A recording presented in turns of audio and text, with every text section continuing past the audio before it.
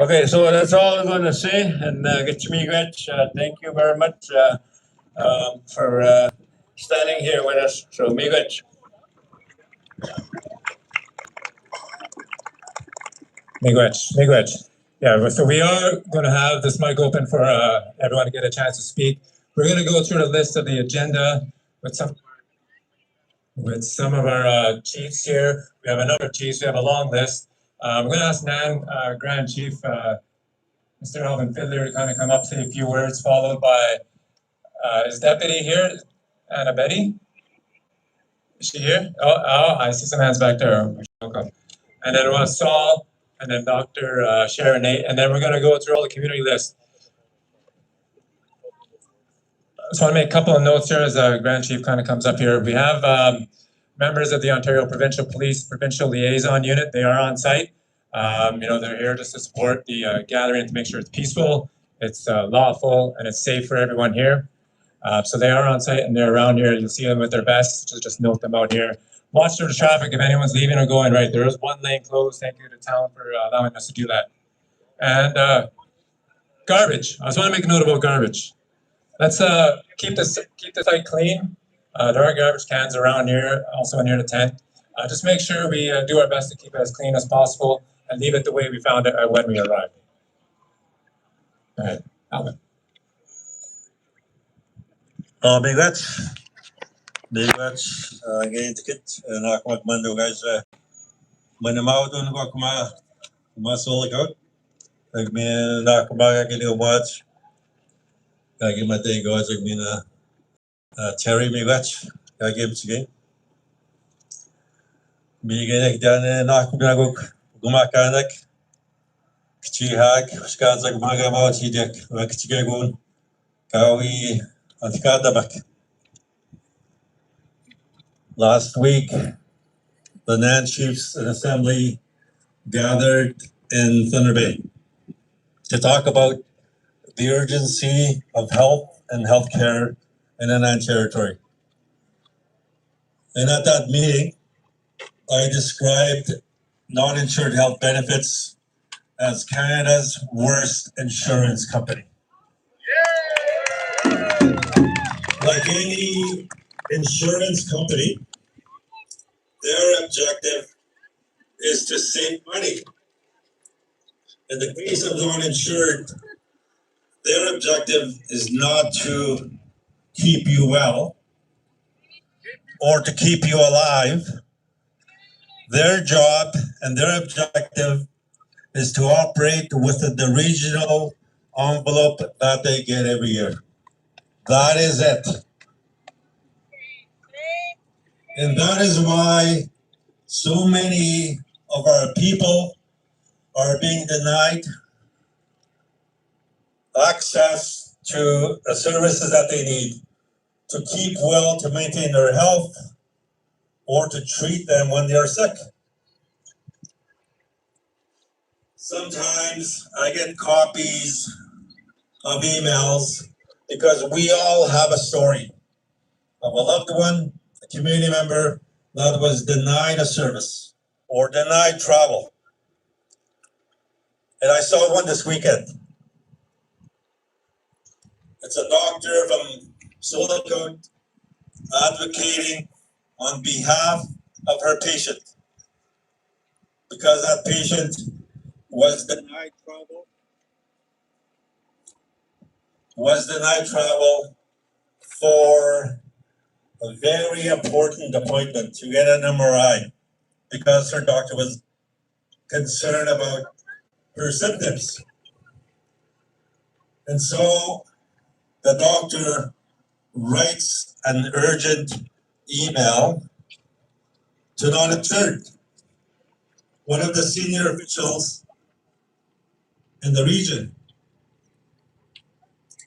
And I want to read to you a portion of that email that came from that senior ISC official. He says, I have taken note of your suggestion below of prioritizing rescheduled appointments, particularly for MRI. I have taken note. Well, we are here today, and I know there's many online as well that are listening, to tell ISC that you need to not just take note of why we're here, we actually need to do something about it. When do we want an NIHB to get fixed? How many of you believe that our lives and the lives of our people should no longer be put at risk?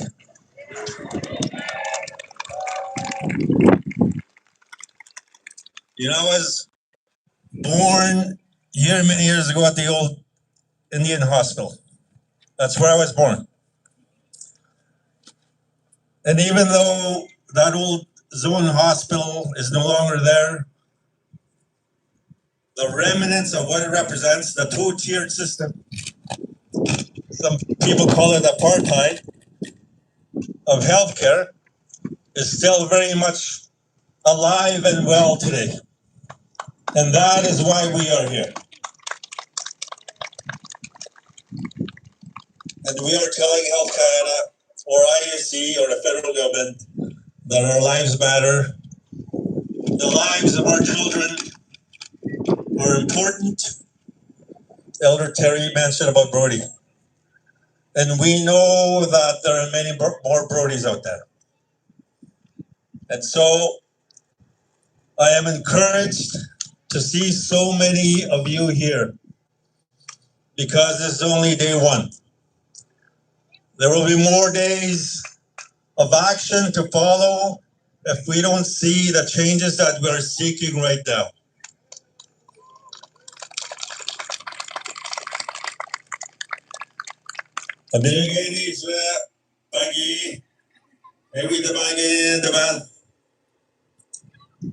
You know, when I saw the poster of this event, and I want to thank Chief Gary Quizis, the leadership of Niskandiga, the people of Niskandiga, for getting us together here today. And I thank all the other chiefs that are here and other leaders.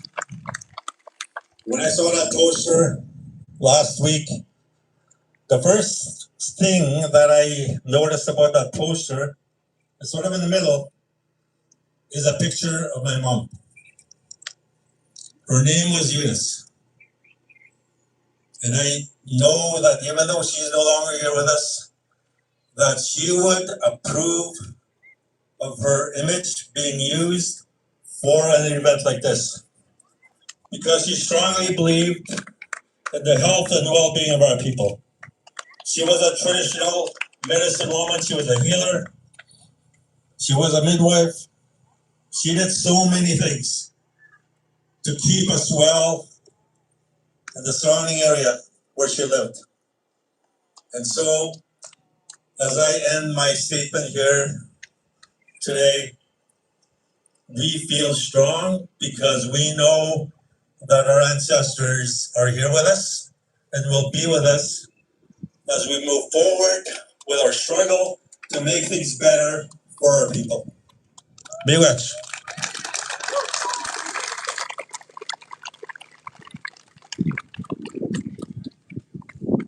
Thank you, Alvin. I was asked to note 10 minutes per speaker, 10-ish, 10-ish minutes. They did pretty good and they stayed under 10 without that giving them that direction. Deputy Grand Chief Anna Betty.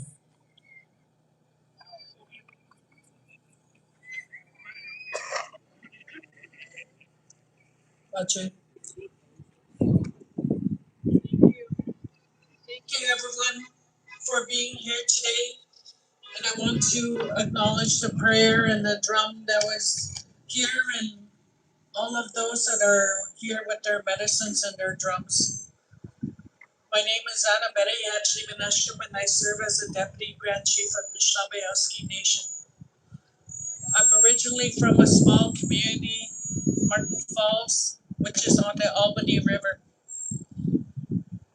And in my community, people have died as well because they didn't have access to health services as anyone other than a First Nation person has been able to access. And I also want to extend my condolences to other families as well who have lost loved ones because they weren't able to get to a medical appointment or be seen by a specialist or attend a life-saving testing that has been happening to our First Nations people. And this is something that the federal government needs to accept that they're responsible for deaths. People have died because they have missed appointments. People have died because they got their travel warrant 20 minutes before they're supposed to.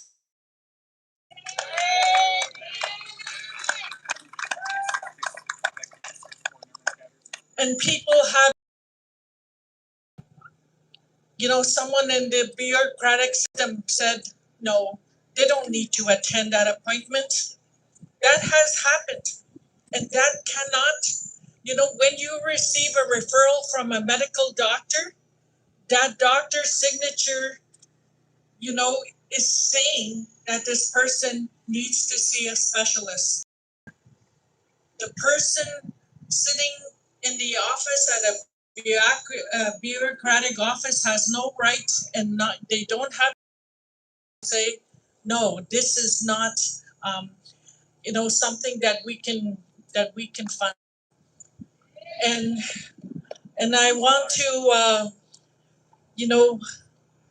affirm the words that one of our elders told us last week when we were gathered at our Chief's Assembly. He said, the resources that we are asking for medical coverage is something that we have a right to because the government is out there extracting from our resources, whether it's water, lumber, minerals, and we have paid for it 100 times already. And we are not begging, we are not asking for a handout when we say I need to get to my medical appointment. We are asserting our right as a human being and as well as a First Nation person who has treaty and who has inherent right. And I want to remind the government that it is, we as First Nations people, the original peoples of these lands, we have the right to access medical care. Not only as a treaty person, but as a human being. And we will not lose any more people because we're being denied a medical travel and arrangements. So we must unify our voice and we must stand strong together. And we will stand with Nishkanik and other communities who are, at the grassroots level taking this position. And we will continue to stand with you. We will continue to help you raise your voice, and we will be right there alongside you because we can't lose any more people. English. Thank you.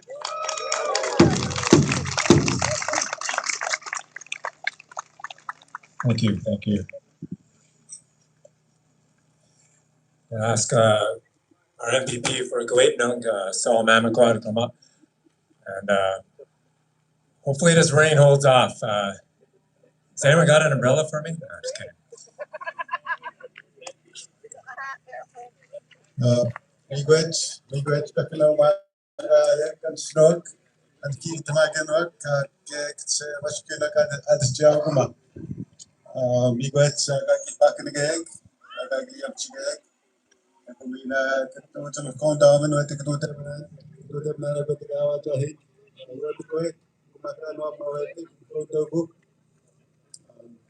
Just thank you to the people, the leadership, communities, the professionals, the allies that are here. But also, we want to think about Webekwe. We know they lost another young community member. I don't know where to start, but healthcare, all of us that are First Nations, we are rights holders. We have a treaty right to health. And right now, the way the system treats our people is very wrong.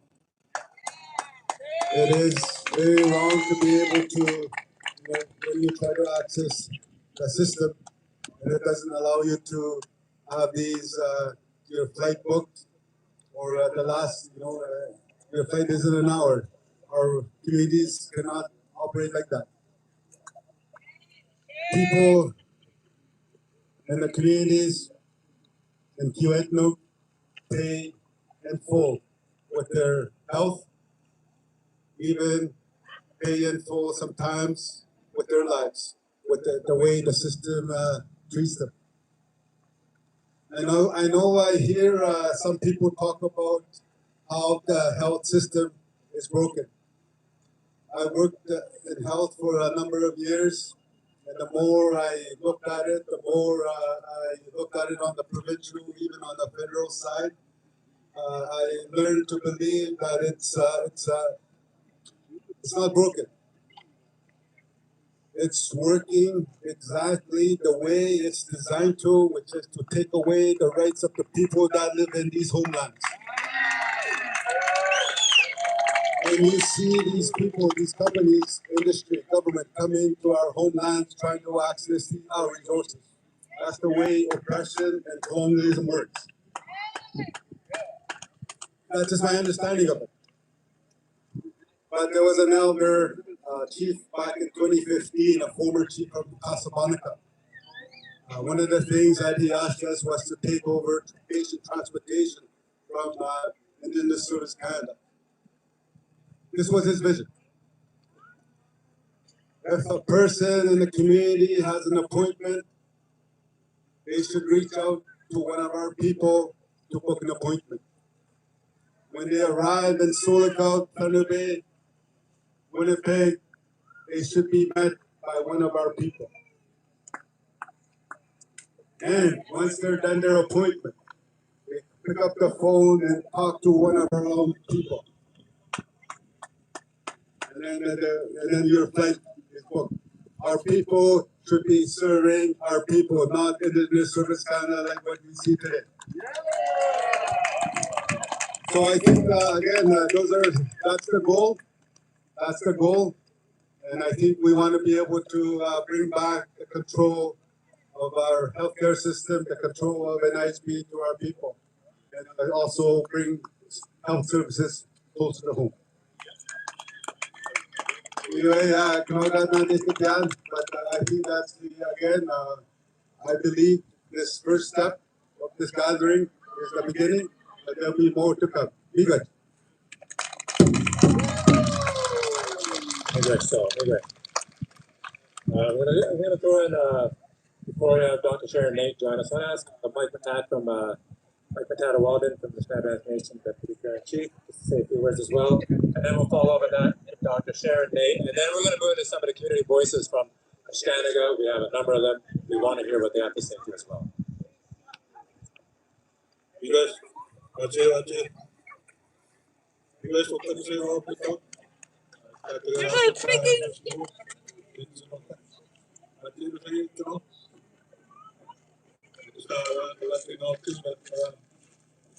What's around here the hunger striker scheme. So, and That's how far back that I'm familiar with the issues around here. So I became very familiar with them. And I worked through a lot of areas, and we kept hearing the stories, the incidents. And it's the same back east, back in our territory, Sioux territory. We have the same issues, disappointments, travel logistics not being coordinated accordingly.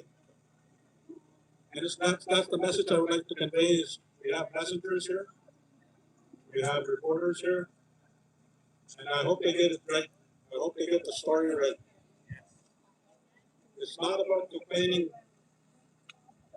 about the health. It's access to health. Our communities are remote. They're flying communities. And I just want to use an example in the city of Thunder Bay. We have a bus system that works. And everybody uses it accordingly. And they run on schedule.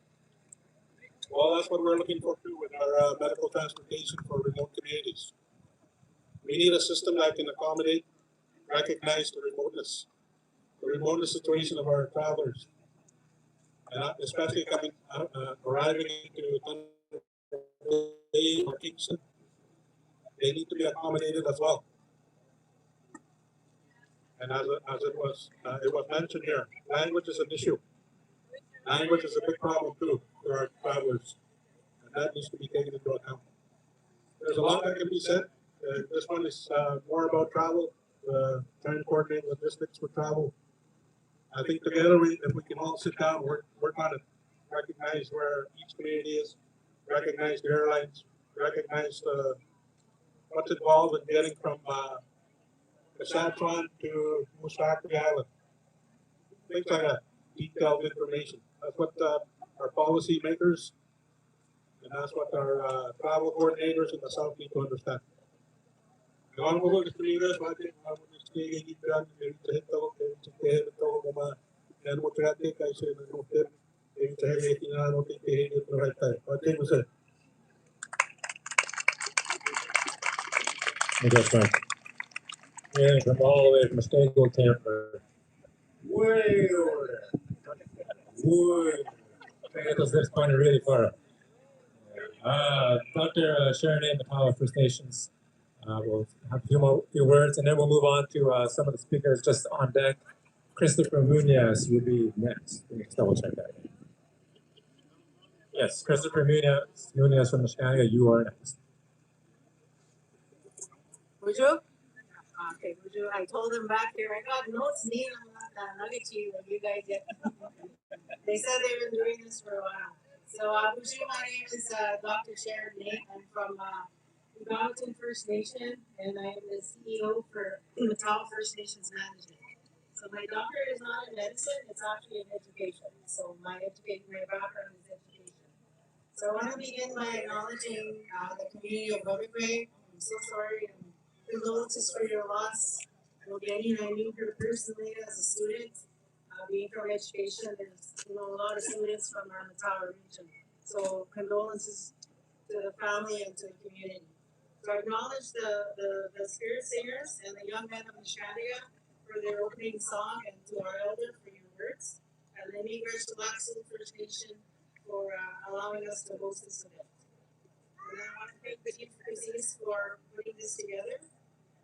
So today with Mattel First Nations Management, we are honored to stand alongside our member First Nations for unified call for action. So again, Mattel was established in 1988, a partner of 9 First Nations, and our mandate is rooted in supporting our people through self-determination. We have achieved much together, and we continue to face significant and ongoing the quality of life of our members. So in my role and in my experience, there's many times I've sat across from ISC, bureaucrats against the boardroom table or in Zoom meetings, and I flat out asked them, what happens to your paycheck when somebody misses their appointment? Do you still get paid? You don't care sitting on your side of the table. And they don't have an answer for me. When I flat out asked them that. So it's business as usual for them. yet our people continue to suffer. We have stories ourselves, you know, about what happens to us. Beginning personally, I have stories of what happened to me, you know, with my chronic illness. So there are many stories that there's many missed appointments. Also, they negotiate with NIHB on our travel rates. So what we're doing at our level is no more. You don't negotiate for us because you don't live here. You don't live amongst us. So how could you know how much it costs for food or taxi? I don't think they've ever felt that impression when you're standing at the airport. They don't have a voucher, taxi voucher. They don't know what that's like. You know, we know what that's like because we live it. So that's enough. No more. AFN will not negotiate on behalf of our communities. That's us. We can do it and we're capable.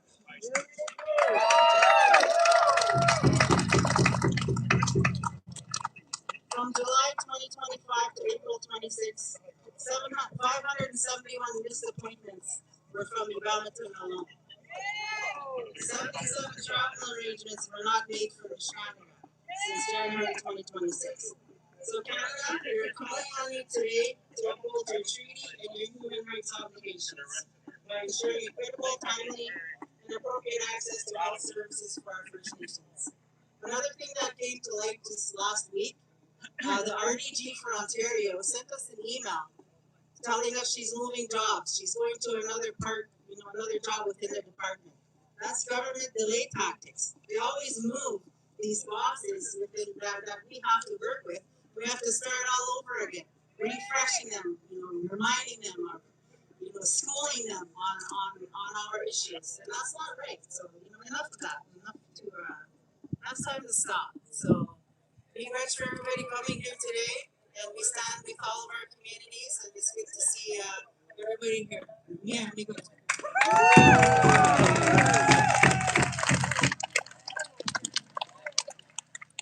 Thank you.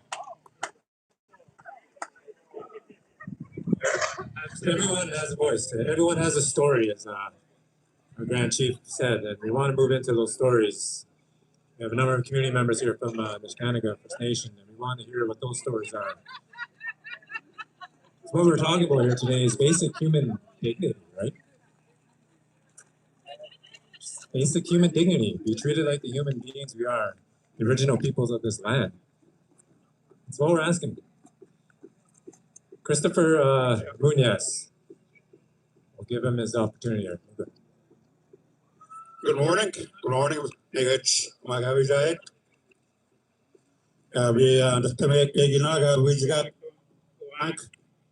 Thank you for coming to stay with us. I wrote my notes on my way here on the plane. So I was going to speak from the heart, but I'd probably get arrested if I do.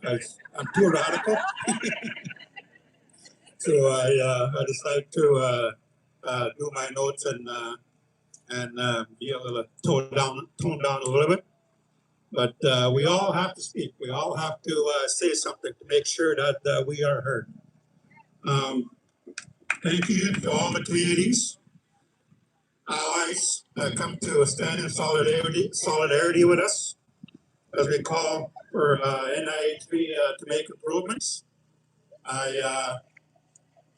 I've been involved in many different capacities in Unama. I've been a health director, been advocating for our community for a long time. I've also been chief for the community, and I've heard many stories of our people.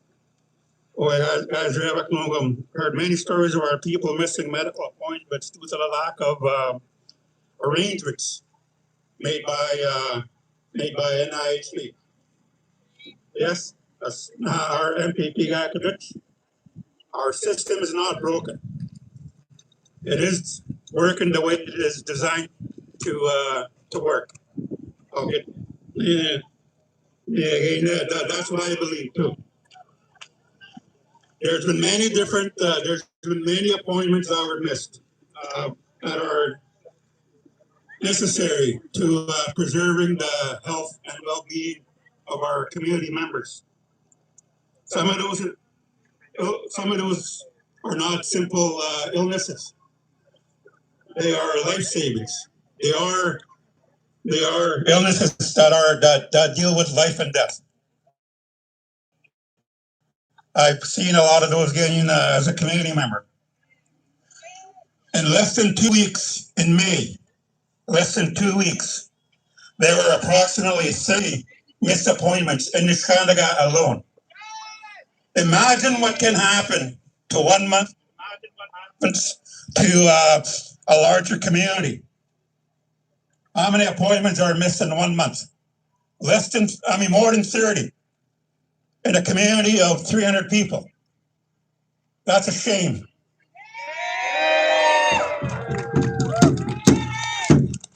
We see a pattern, the way when we look at it, we see a pattern that missed appointments are going up each month from January to June. They've been going up almost every month. And these are starting off on those missed appointments.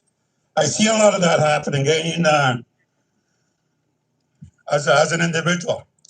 Last March, there were a couple times where we had to pay our own. From my I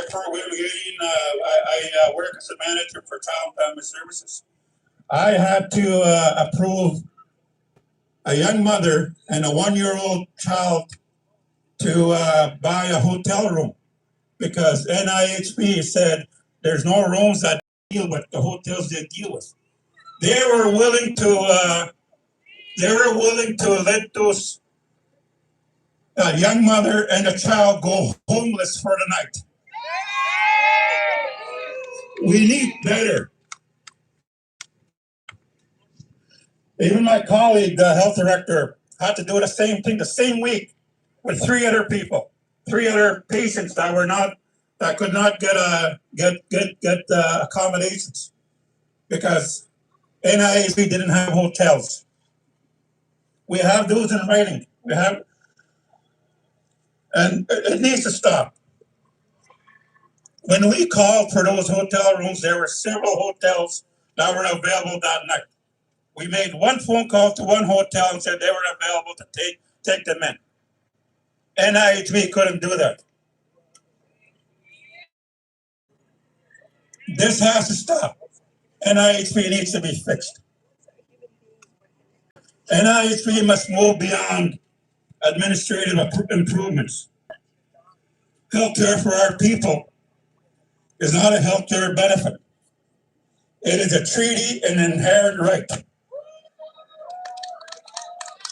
Our healthcare is not a program, and it should not be left to bureaucracy and discretion. It is a treaty obligation that reform medical transportation, NIHB, by removing pre-approved requirements. Let First Nation take control with 100% based funding with no cap. Arrangements must be made by First Nations in the community, not by Ottawa. Ensure cultural appropriate supports are in place and that make sure that there are navigators that are there to receive patients when they travel to town. Ensure First Nations have the staff and infrastructure to manage travel, meals, accommodation, and any other requirements that are needed. Ensure First Nations have direct line with health service providers. That's what we are demanding.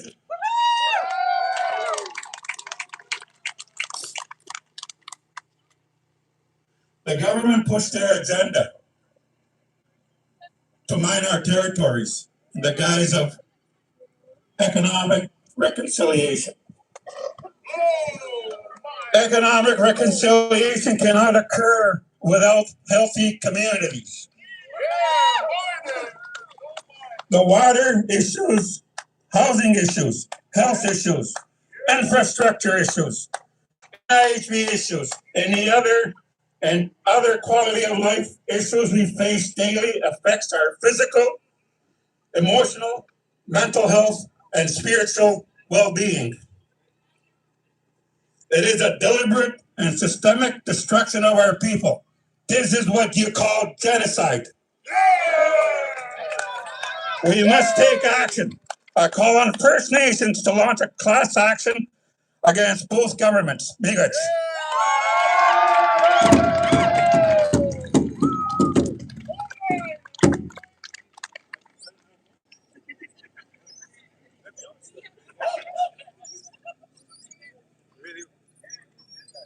Hello. I really want to hear what he had to say without his notes. That was a powerful speech. We have Casey Nunez, understanding next. And then following Casey, we have Jennifer Sakany.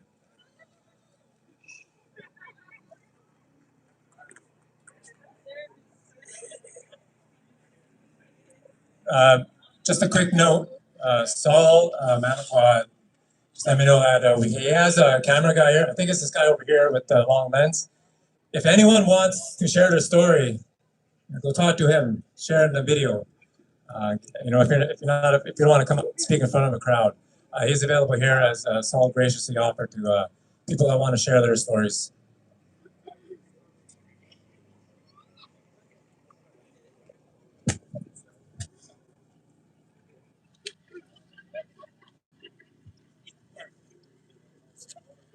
Hello. Hi. Hello. My name is Casey Munoz. I'm 32 years old. I'm from Lansdowne House. I have five children, and one of them is autistic. My 9-year-old son, Mason. I'm here today to talk about my experience, and also experiences from my peers, my community, with ongoing medical issues with in what NIHB has done or not done to improve our quality of life, to improve our quality of life in the reserves and even in the cities. First of all, I want to talk about my experience. Just recently, like very recently, I found out what exactly was going on with my knee, and I finally got the results back from my MRI, and it shouldn't have been like this. It should have happened right away, and this has been ongoing for over 6 months now. And like I should have known the first time I was sent to Sioux Merge. That was in back in March, end of February. And First of all, my injury started December 15th. I got this really bad knee pain, and the days following, I continued to walk on it, obviously, living my life, taking care of my family. And this pain wouldn't go away, so I proceeded to go to the clinic and to get it checked out. And all they told me is it wasn't serious, and that they gave me Tylenol, ibuprofen, and pain cream, and sent me out with a pair of crutches. They didn't talk about any bandaging or casting. By the time it was to the point where I couldn't even walk on it, and a couple weeks go by, it just kept getting worse and worse to the point where I was bedridden.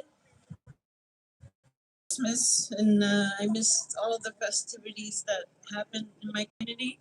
I missed everything, and I couldn't participate in anything. And my partner at the time, he was doing everything. And like by this time, I still wasn't sure what was going on. So yeah, come February, they sent me to Emerge over here, and they did an X-ray. We also had the baby and we were waiting for a merge, what felt like hours. And there was only like 4 people there in the waiting room. It was like chaotic, and it was hard to hold up somebody like a doctor, and they still, like, even after my X-ray, they still didn't tell me any results. And all of a sudden, a doctor came in, and she was holding a syringe, and she poked it in my knee, and I don't know what she was doing. Probably, I think she was trying to relieve pressure, but whatever she did kind of made the pain worse. And the next day, I was sent home with pain meds, and I still didn't know what was going on.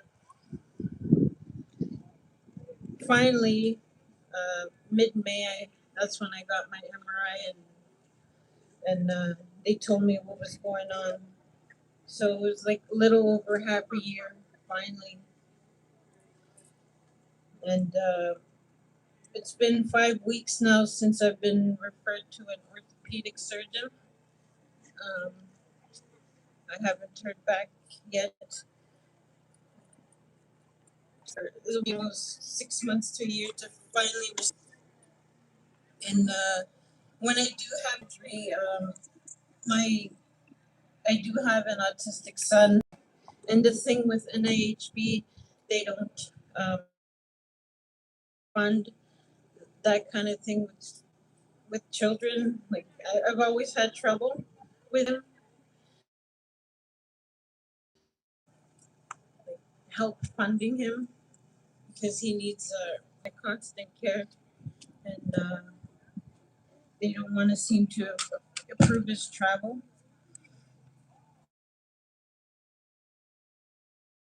A hard time with that. It's very frustrating for me, and I just wish they could understand that. I also wanted to mention about how long it takes NIHB and the clerks to book, or not even book travel and accommodations. It's very last minute sometimes. And whatever's going on, it just needs to improve tremendously. Like it's not working right now. And sometimes there's so much attitude and not really acting professional. And we need change there. One person even said when I called NIHB before, he said to me, "We're given lines on what to say. I cannot give you the information you want." That also needs to change.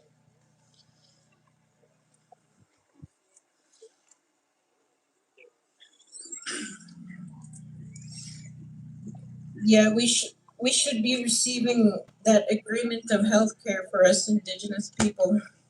What and why are they treating us people like this? Seems like change and cutbacks are happening. We need to fight for our rights, our health, our great lands. Now look what it has done. Even our medications are seems like they're knockoffs. And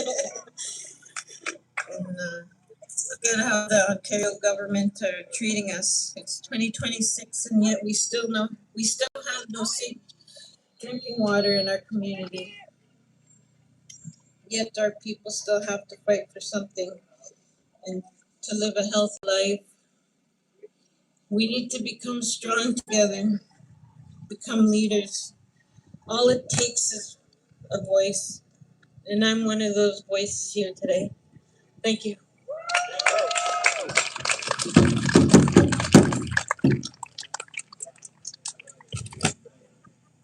Miigwech Casey. She's very nervous, but thank you for coming up, sharing your story. Jennifer Sakany. We have some helpers bringing food over the elders here, so they will be bringing some of the food over. Just if you're an elder, stay seated. There is food over there for those of you that can walk. The tent there, the smaller tent beside the big tent. We have food. Oh, there she is. I lost her. She's right behind. Hello, I'm from Niskandaga, Lansdowne House, and I was born here at Soul Account Zone Hospital at June 29th, 1975. I was born here, and like to wish everyone that's here in the rally here with the for NIHB.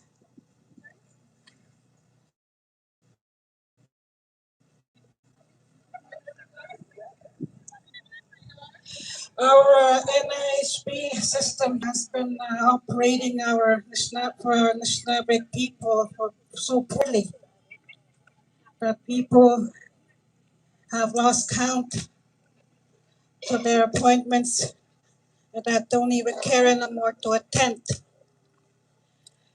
And it shouldn't be like this for us as a Nishnabeg people since our treaties were signed back in 1900s to get the help for Anishinaabe. There shouldn't be any cutbacks for people to attend or to get the services and medical services that they should be getting. Even our doctoring, we shouldn't be having any problems with doctoring. That's part of the reason why the government wanted Anishinaabe to sign the treaty. They wanted us to use a doctoring, not our medicines, our Anishinaabe medicines. They wanted us to use their medicines. And today, we barely get anything. Just a bottle of Tylenol, maybe 7 days the most we get. 7 days for an antibiotic to get for a person that's sick and ill. And 2 days for a child to wait for medevac.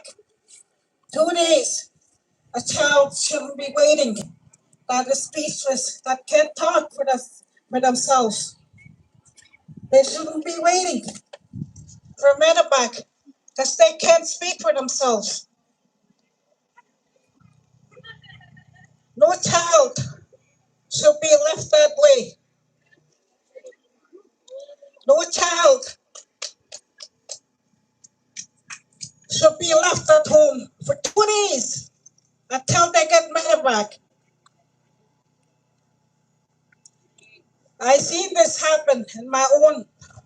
I have my son. He was over a year old and he's 19 now. I had to wait over a week before I could leave the community. That's true by Winter Road. We had to take our son out by Winter Road. He was a baby, straight to emerge. And he was diagnosed with strep throat.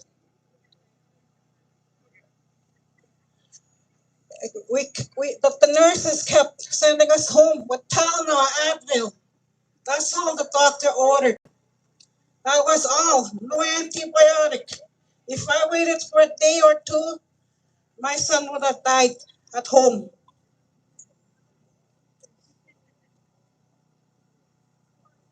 And no parent should be experiencing that. No community should be facing those challenges we have today.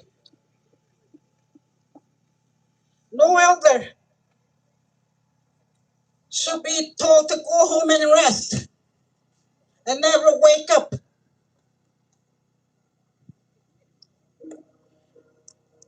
This is happening real. It's real. It's not, we're not pretending. We should be getting our treaty rights the way it was signed. Not just a line or two will get you travel out and your accommodation. That's all. Maybe a day or two. And no person should be waiting in the terminal airport waiting for accommodation from NIHB. And no parent or a young mom should be waiting in the streets for a callback from NIHB to get accommodated or travel return. No child can wait 2 days to get medevac.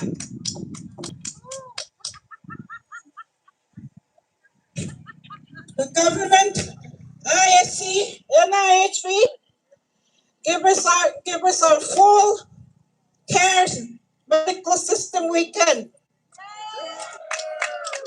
Thank you.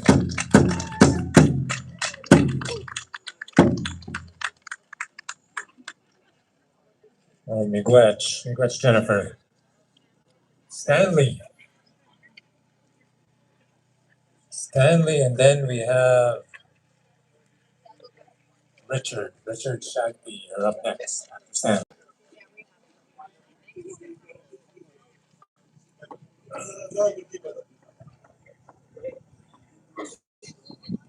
Bonjour. Bonjour. I'm from Niskanaka First Nation. I was born in Summer Beaver. We had the Rajatalia Summer Beaver. Very skits. I was born in the tent.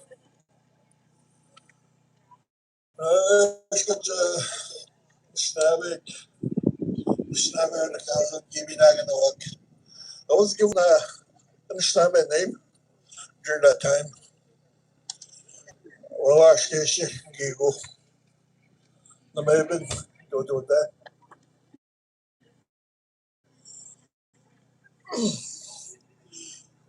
Was Kabizaba, Australia, Zone Hospital. My name wasn't accepted because my Indian name. And this doctor gave me my name, Stanley Joseph Munians. You guys are kind of the doctor. Language, about ceremonies or attending ceremonies, I use my Anishinaabe name all the time. I just want to tell a story, short story, in regards to my great granddaughter. She's 20 now. She's done the Shikis away. Kiak was even in the month of March. She was sick in the month of March.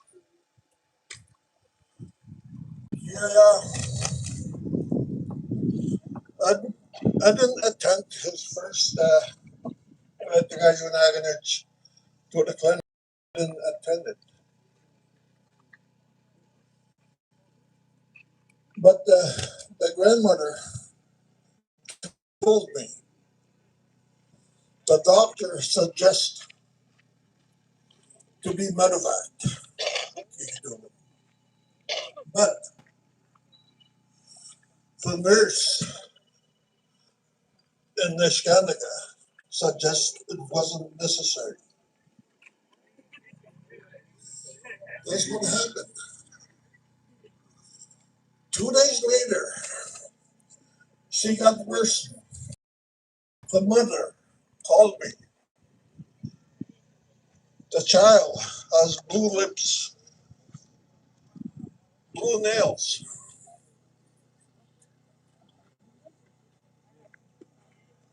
This time I went to a clinic with her. I strongly advised the nurse the child needs some medical attention. in hospital.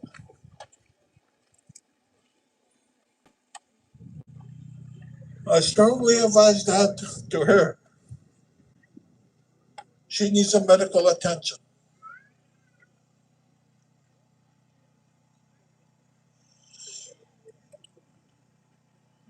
I don't know why the nurse overruled the decision of the doctor. She cannot do that. Any nurse to overrule doctor's decision.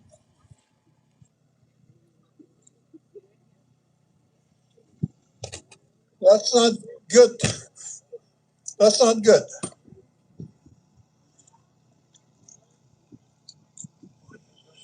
During that night, she has to wait 18 hours to be picked up. During that night, her breathing was slow. We had to put her in oxygen.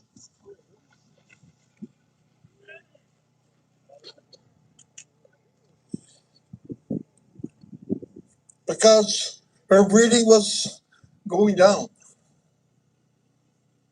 That's how our medical service look like today.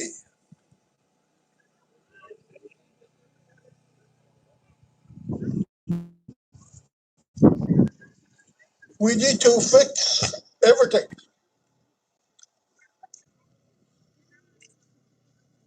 Our treaty needs to be honored. Our rights to health care needs to be honored.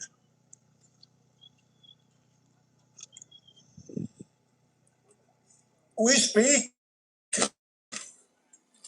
out. I keep encourage my leadership to do something. We push them. And I want you guys to do something. Push your leadership.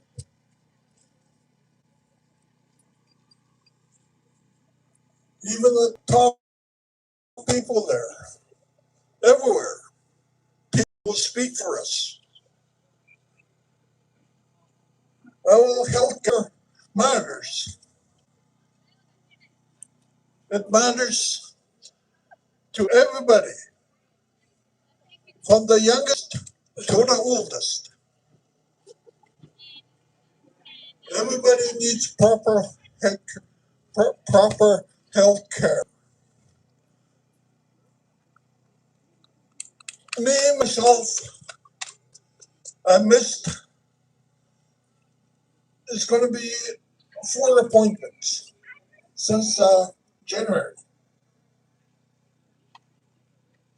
I missed 4 appointments.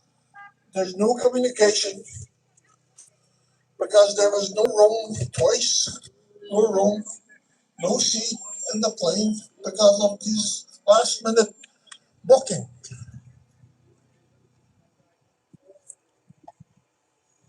That's what's happening. And I see that other people happen too.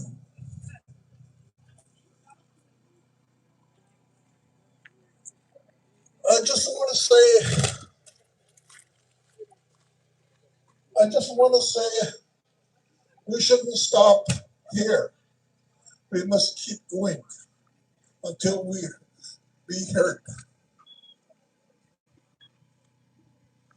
Don't be shy. Don't be scared. Speak up. Everybody, speak up. I want to say congrats to everybody, Umagagi Pijaj, to all the communities, Gagi Pijaj. I want to say my condolences to my cousins. I'm a part of the family, but Gagi Matay sick, the Thunder Bay. Those are my cousins. Bigat, get in. I'll make it.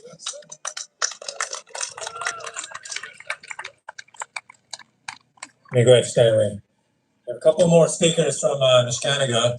If anyone else from the community of Nishkanaga wants to say something, just come and let me know. Before we move on to the rest of the speakers, we have a number of chiefs here, community leaders as well. We'll give an opportunity to speak, but we want to give community members from Nishkanaga to say something. So if you want to come up, let me know. Next, we have Richard, right? Richard, all right. And then we have Marcus following that. 1 minute to get thing at the Zika. Okay. You're going to you could get one about the system. One of guy non-insured. And in they were nakita going a Mexico's ni nenendoman. And as a basic yeah, one First Nation ito tana one their own healthcare. As they did good and as Jimmy na Chunian Menagokagi na they're meant to fail. We're meant to fail our they don't want us to succeed the government. As Nimin and Enderman. Yeah. And we want this, doing our healthcare because we know the people in our community and we know what's going on. We should be able to help them because we're there. The government doesn't know our community. They never been there. We live there. We're from there. We're alive there. You can't imagine your own people. Yeah, we should be able to, we should try, towards self-efficiency and self-government for our grandchildren.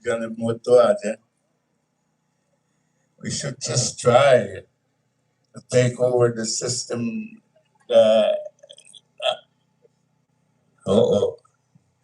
The system that is good, that is meant to fail for us. And then they tell us the treaty, they never honor the treaty.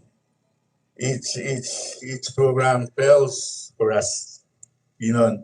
Our people die from there, our healthcare.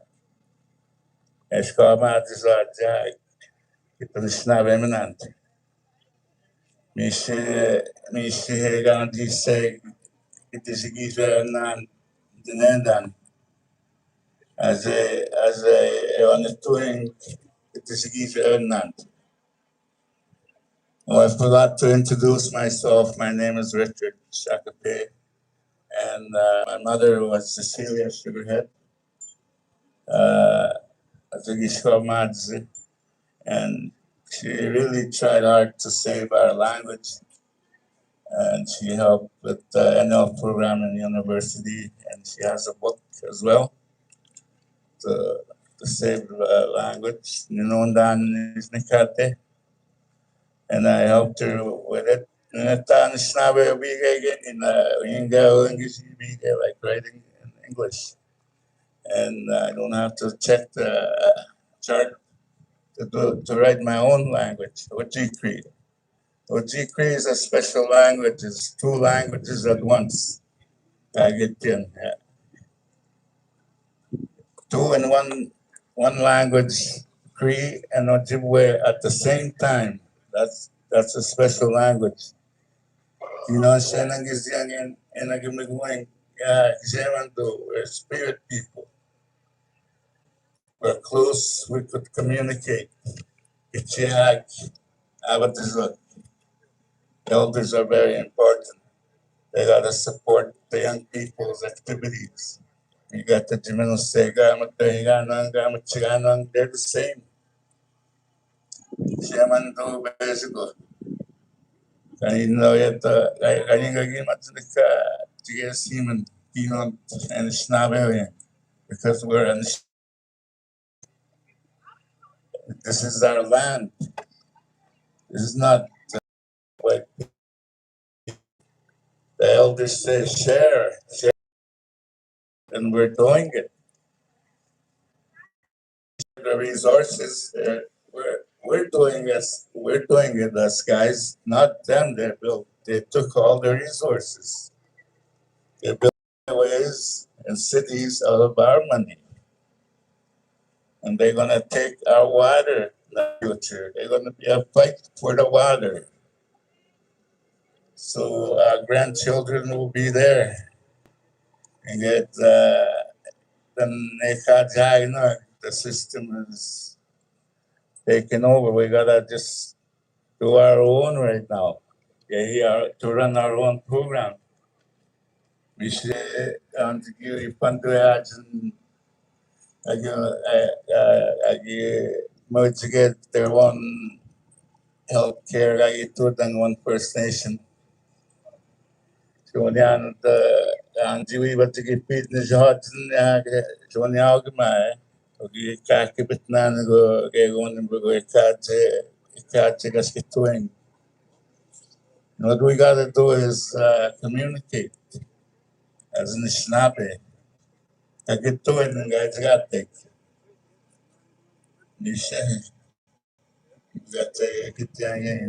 I like to try myself. I don't know about that. Okay, amigo, checking enjoy each other.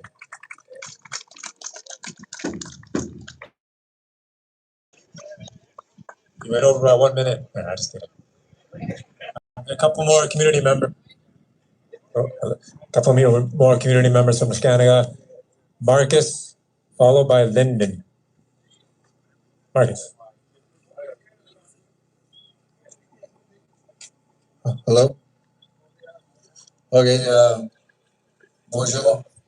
Marcus Munoz Disnakas. I'm from the Scanega First Nation. I'm 35 years old. I got years. My oldest is 10. My middle child there just gave me Fort Hope flag.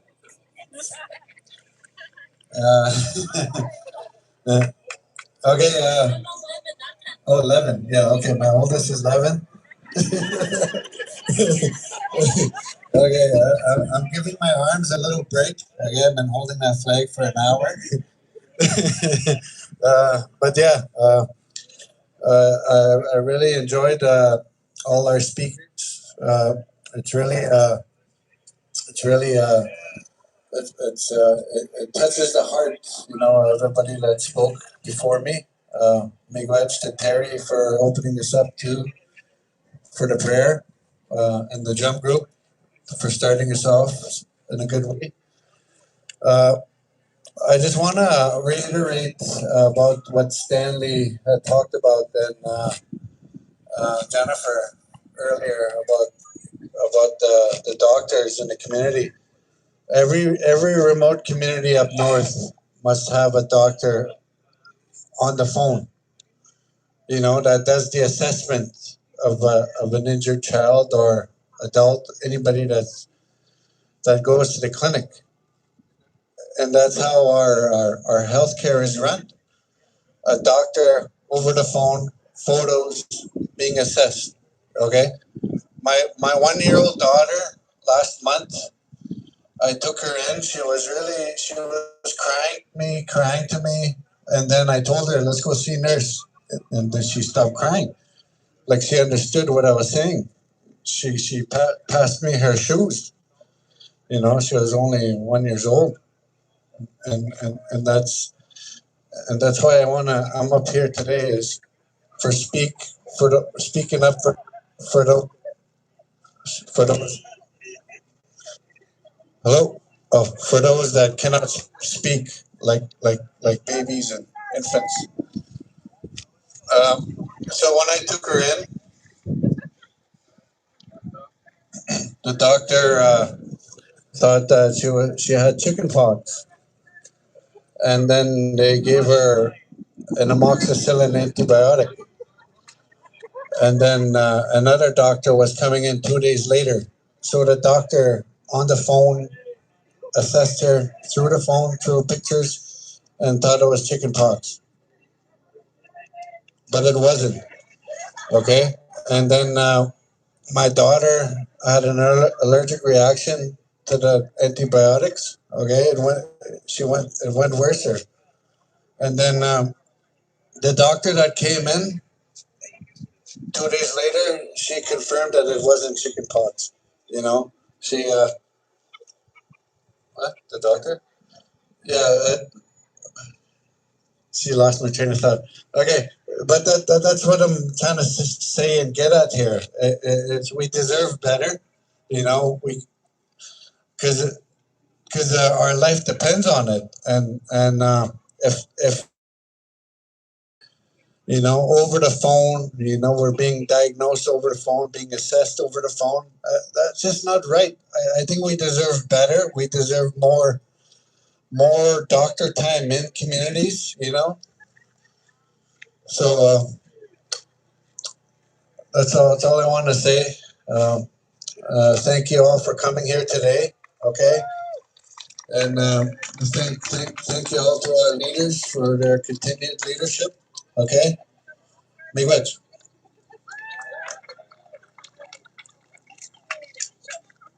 Thank you, Mark.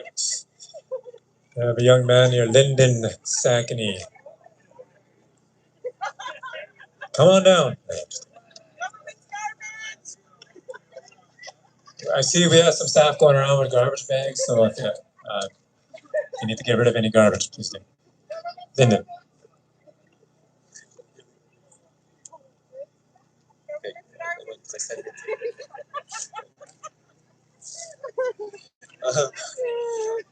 Hello, everyone. My name is Lyndon Saikini, and this is my first time doing a speech at a rally. Uh, I'm from the I'm, I'm from the Skanaka First Nation, and I'm 18. Uh, I've acknowledged all these struggles that we've had for quite some time now, ever since I was young. Actually, I've been I sit in my room, I go on Facebook, and I look at all the problems that's happening, and now with the medical care that's going around, it pains me actually. It hurts me in the heart actually. I wrote down on my phone just now actually about.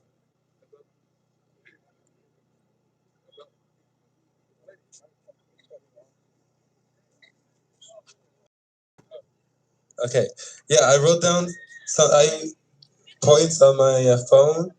I had more to talk about, but it's not gonna fit in 10 minutes. But first, I feel kind of disappointed actually that I was born in the city, and I feel like the first person I've ever touched was a white person, not my mother or someone First Nations just like me. Um, it, I it feels like when women are pregnant and they had to leave to the city like Thunder Bay, Toronto, somewhere far away. It feels it feels like so rushed because that's what happened to my mother before. She was rushed all the way to Toronto, and and she almost passed away giving birth to my little brother. But thank God she's a tough woman, and I love her dearly, and I love my brother. But I feel that that we should be born in our reserves, somewhere much easier to be, somewhere accessible to be, and somewhere to get there fast, instead of just having to be rushed all the way out of our communities. And two, oh my God, I'm like shaking real bad. I'm sorry, guys. And like all the way to the city, it takes about an hour, or 3 or 2, it takes long. And I feel like if I start continuing this, I might start rambling. So I'm gonna try moving to my next thing I wanted to talk about is that how they're stealing our land, and I feel like that the lack of medical care that's happening is their way of taking us away, like getting rid of First Nations people. They're stealing our land. They've been doing this forever. It's all the way from the beginning, then to the residential schools, and what's happening now. It feels like they're not providing us with all the things we need to be healthy and to take care of ourselves. And I feel like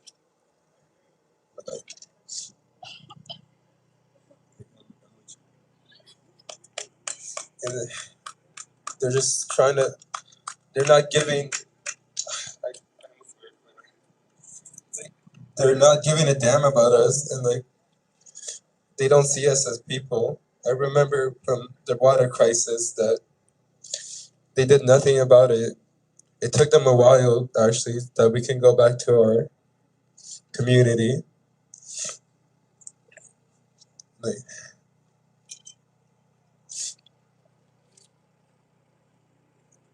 it hurts me real bad.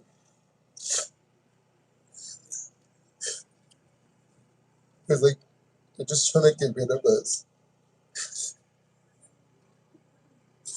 They're trying to take away our people, our communities, our land. And it hurts so bad.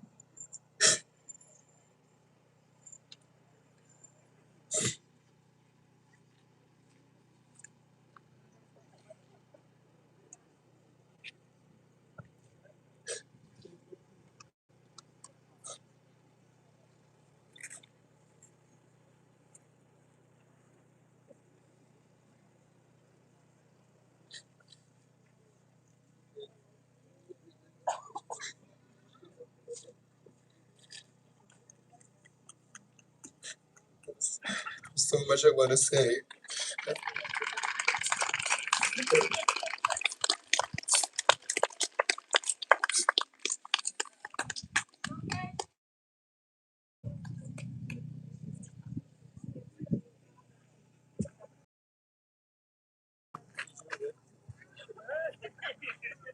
Okay, Miigwech, that's our young man from Shkandaga. Give him a hand of applause.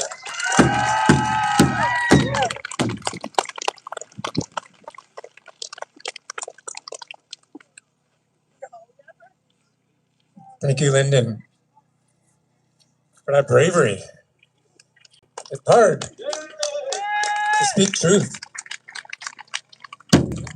But you did it, young man. I'm proud of you, man.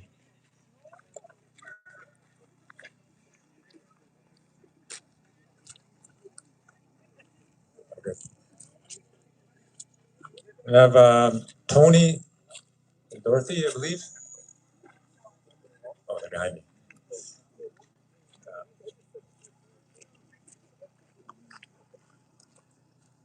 Let's give this young man a big round of applause.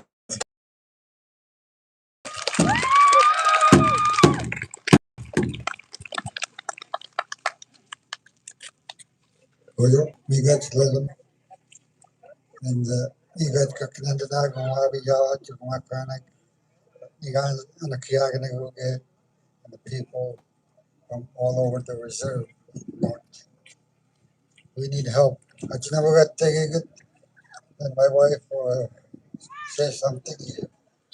I'm an education director, and our children are affected by this too. Like the government doesn't want us to be educated. May is na kung in education. Pangigay ko na kami ko.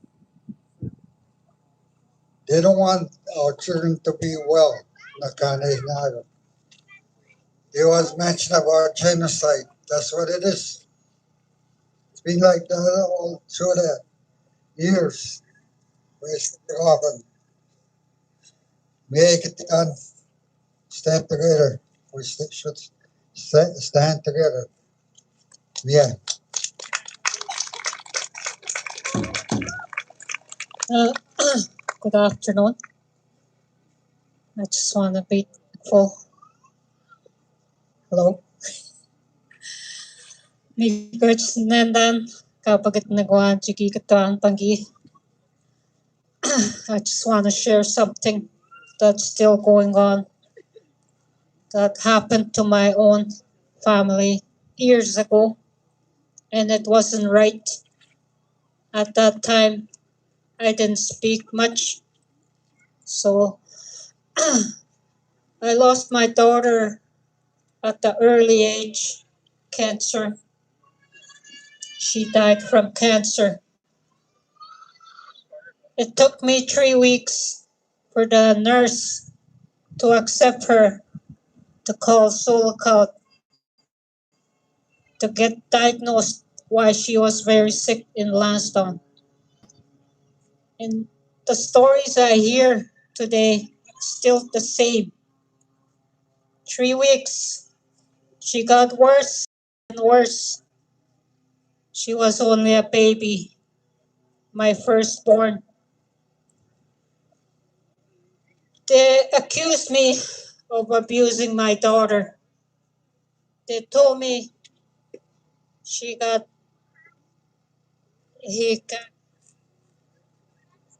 hello. He can get protection table can ginabagsit uchabak when ginish nax kung chicken na patch when gawagi kachaksit. Panamatski Machin Jacano, it took them 3 weeks to send her out here to Solacau. Misha Panamaga Kendaxit, Ekjaxit. Ekonan Kagion Jijuanach, Gishigagwejimiko, Giwi Dandash, Egyajuanangit at the nursing station. Still today, this thing is happening. There's hardly any changes. The system. And the other time, she went on a traditional medicine. It helped her with her cancer. Then one day she got sick. I needed Tylenol for her high fever. Then I took her to the nursing station. She got denied for Tylenol to help her with her fever. They wanted me to sign something, a paper, to say to let her go back to the chemotherapy, which I did because I didn't know what to do. She was very sick. The traditional meds she received was really helping her. I saw that. But she was running around already. Then once I signed that, they sent us immediately to Winnipeg, straight from Lansdowne, as if I was forced to sign it. That's the only way she's gonna get treated or get medical help. That's what I was told. And I still carry that today when I hear the stories that there's hardly any changes from way back then. Even the medical travels. May panggiwawin taman, kaning gagisnaks kaman, tapos siya kong ginakskan after that with my other child that was sick for 9 years. May katuan panggi that we need change. We need a voice a voice that won't stop to advocate for our people, our children, our young people, everybody. Niwe ejikatanga ni nakachikapachsegwa, kachikapachinanon. And I thank everybody for listening to me. And everybody that's here, Migach for coming. Yeah, Migach.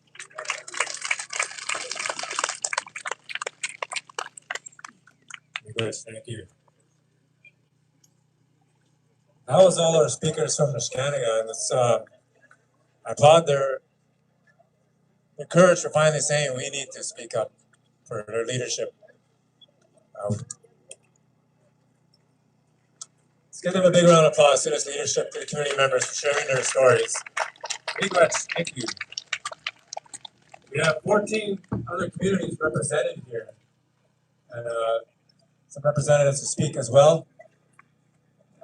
Who is next? The chief from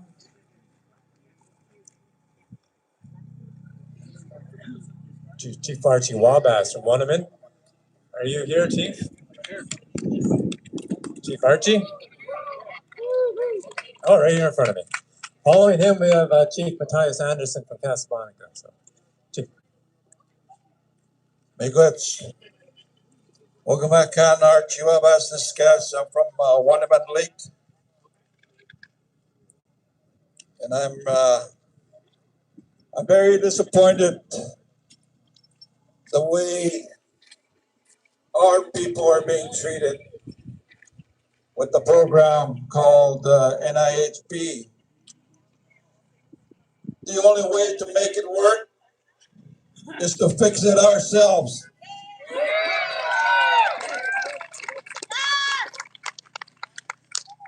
On this land, treaty number 3 was signed Northwest Angle, October 3, 1873. There was an elder, a man called Puwasan and Shnabe. He took notes, and that became paid on documents. In his notes, Anishinaabe leaders raised concerns. They want health protection.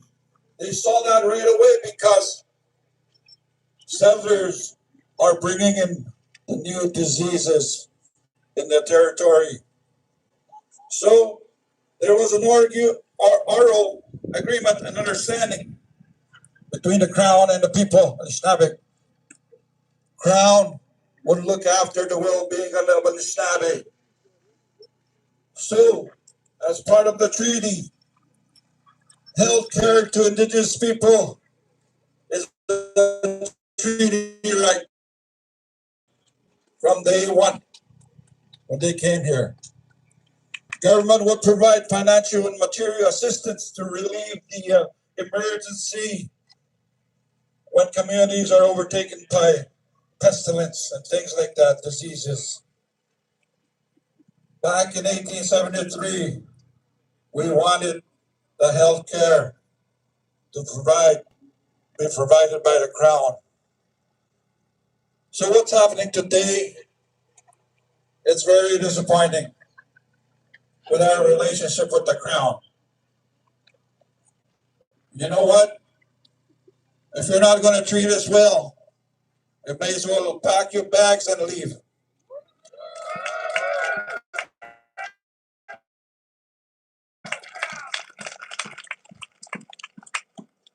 My relatives, my friends, chiefs, elders, supporters, thank you for being here.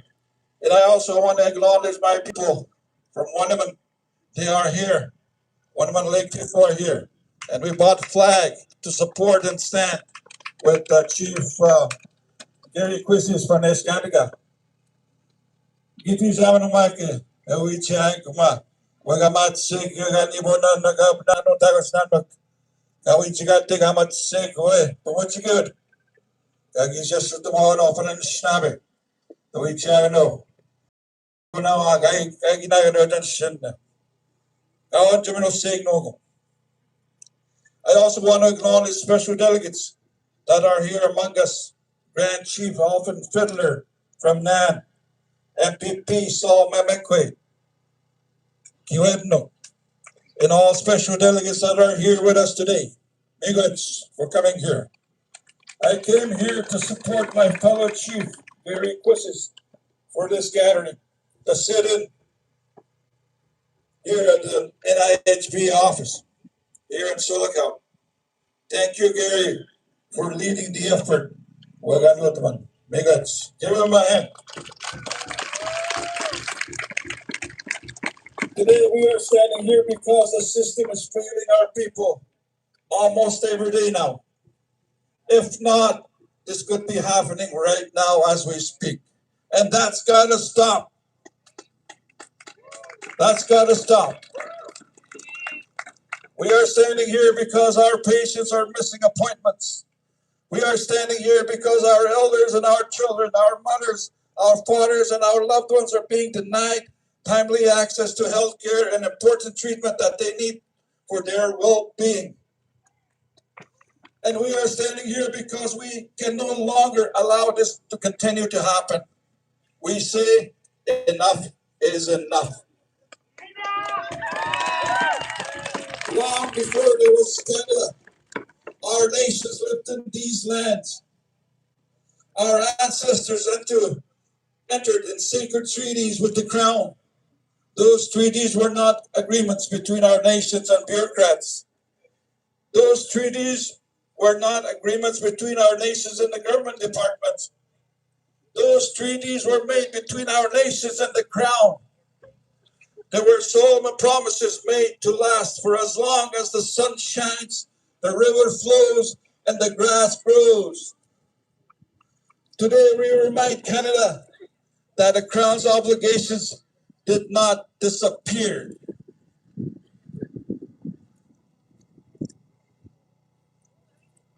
The Crown's responsibility did not disappear. The promises made to our ancestors did not disappear. Canada acts on behalf of the Crown.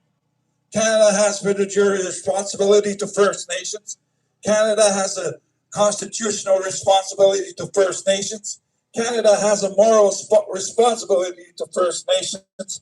And when First Nations patients cannot reach medical appointments because of failures of NIHB medical transportation program, Canada failing in those responsibilities, Canada is simply failing the honor of the Crown. When the elder misses treatment, Canada is failing. When the child misses an assessment or medical diagnosis, Canada is failing. When a patient misses surgery, Canada is failing. When families are left out without answers, Canada is failing. We are not asking for a special treatment. We are asking for equal treatment. We are asking for the same access to health care that every Canadian expects. We are asking for a transportation system that works. We are asking for accountability. We are asking for action, correct action. Today we send a clear message to ISC, Indigenous Services Canada. Today we send a clear message to Minister of Indigenous Services. Today we send a clear message to the Government of Canada. No more excuses. No more delays. No more bureaucracy. No more missed appointments. No more unnecessary suffering. Fix NIHB patient transportation right now. Fix it immediately. Fix it properly. Fix it in partnership with First Nations. Our people deserve better. Our patients deserve better. Our elders deserve better. Our children deserve better. And we will continue to stand together until meaningful action is taken. Every patient matters. Every appointment matters. Every life matters. Miigwech. Thank you, everybody. I would like to call upon my umbrella holder. His name is Sam McKay. Is he here? Is he here? I owe him that favor. So I wanted to hear him speak about his experience too, for just a little while. You guys. Thank you, Chief. Thank you, Chief. I want to first of all acknowledge everybody that is here. Drum group for the songs, for the opening prayer by the elder, and every one of you that are here. I want to acknowledge that. I want to keep my words short. I have lots and lots and lots of stories to say with you that I can share with you this afternoon regarding the healthcare system that's failing us. And I've had recent experiences in regards to dealing with non-insured, dealing with their ambulance, dealing with the hospitals in Sioux and Thunder Bay. And one thing that has stood out for me is that the healthcare system that's available down south is not available in our region. And I say that with all my heart. And I say that because I've experienced it. One of my grandsons is currently in Toronto because he had a acute liver failure last August. But fortunate enough that he was able to get a liver transplant. But he is still there for ongoing complications. And you know what? His dad is looking after him there, and non-insured is not providing meals for him. Same with me when I go in there to go give his dad a break. I don't get my meals covered. I have to pay for my own food. That's non-insured. And I've talked about it. I've contacted non-insured. And because of my lived experiences and what I've seen other people, I've been involved in the healthcare system since the 90s. Started in Thunder Bay. Eventually moved here to Sioux to work for Sioux First Nations. And I've seen a lot, and I've heard a lot.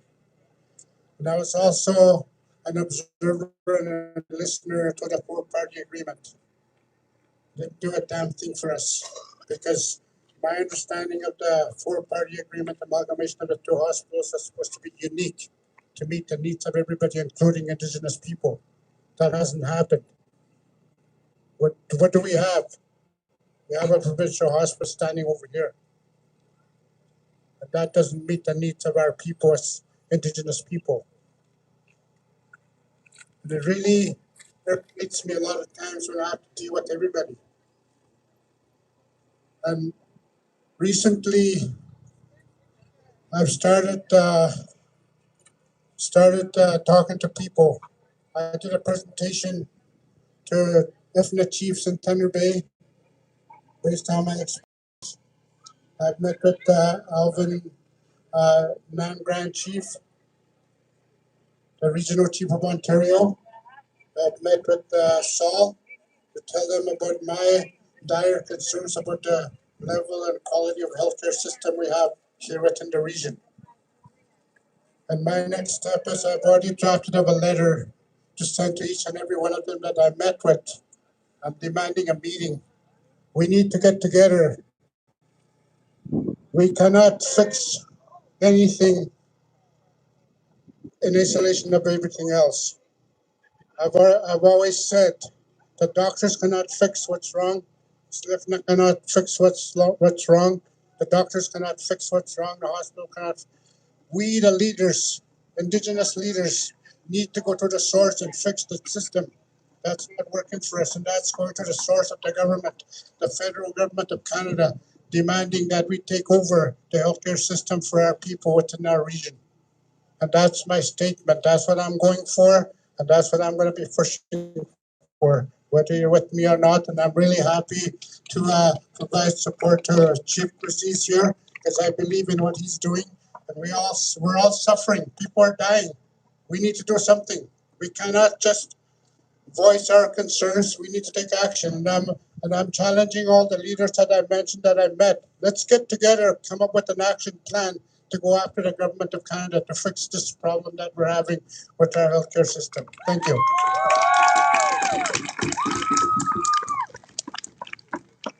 Very good, Sam. Hi, everyone. We're just giving Brent a little bit of a break here to go grab some food. To remind everyone that we are live streaming, so we're live streaming to Facebook. You can go to the SLIFNA Facebook page and share that link if you guys want to. We're also live on Wawate as well too. So just a reminder that that is also happening. I do want to take a moment to thank all the flag holders over here. Applause for them. We have in solidarity. It's amazing to have everyone here today. Next up, we have Lake First Nation.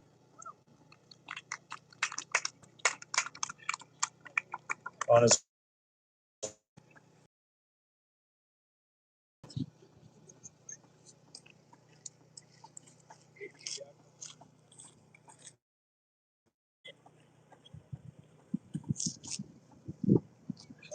Budget. Nice. Guys, doing G Asaban again.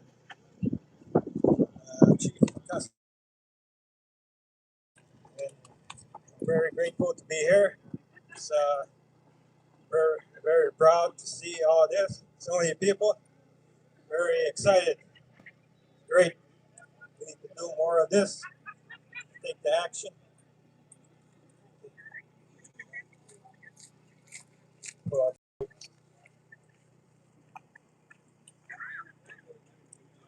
I'd like to thank everybody here. Once again, very nice from prayer. We're starting to see familiar faces. Very new to the position. Ogamak again. Very nice. So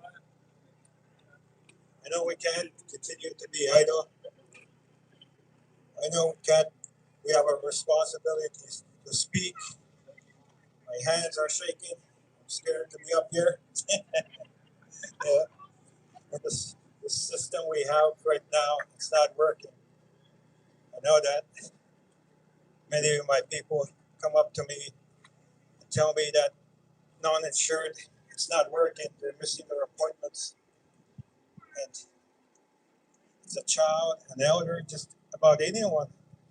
It's very important that they go see their doctor, their nurse, anyone.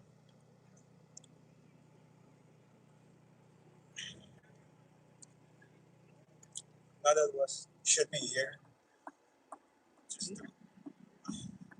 We shouldn't be here. We shouldn't stand here because we are here to ask for basic medical access.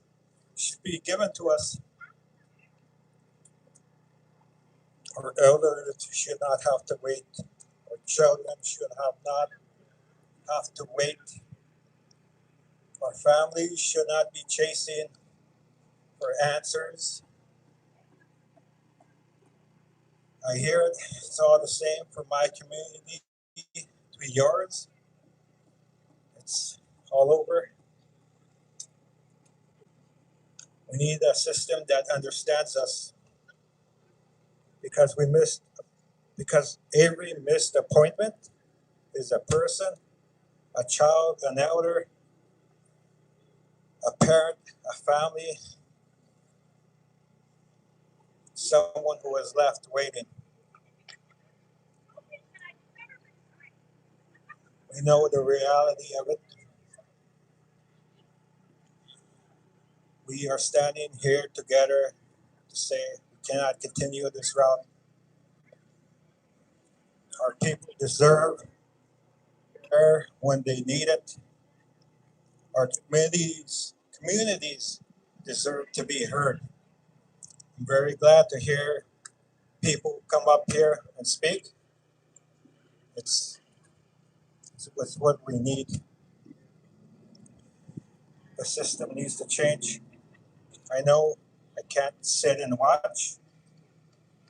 It takes people to change I'm glad to be here.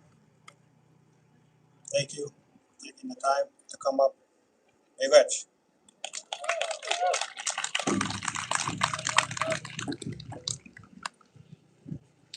Miigwech.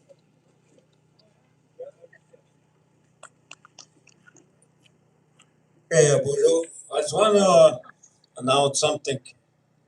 While we're doing this, when ako na biyag today, I see officials, they're shuffling. They're changing their roles again. There's a new person we're going to be dealing with. And that's not right. That's very shameful when they shuffle, while we're addressing our health issue. Arapat yan tapos mina maawiyak ka inigani puwad regarding our health. You know, that's not right. And that shouldn't happen. You know, there's a new person that we're going to deal with on the NIHB issue. You know, why are they shuffling their people? And there's a person there that we don't know. Kind of in our communities. May show up today while we're talking. I just want to share that. So, Miigwech. Yes, thank you. Our next speaker is Mike Morris from Casablanca First Nation. Band counselor from Casablanca First Nation. Mike Morris.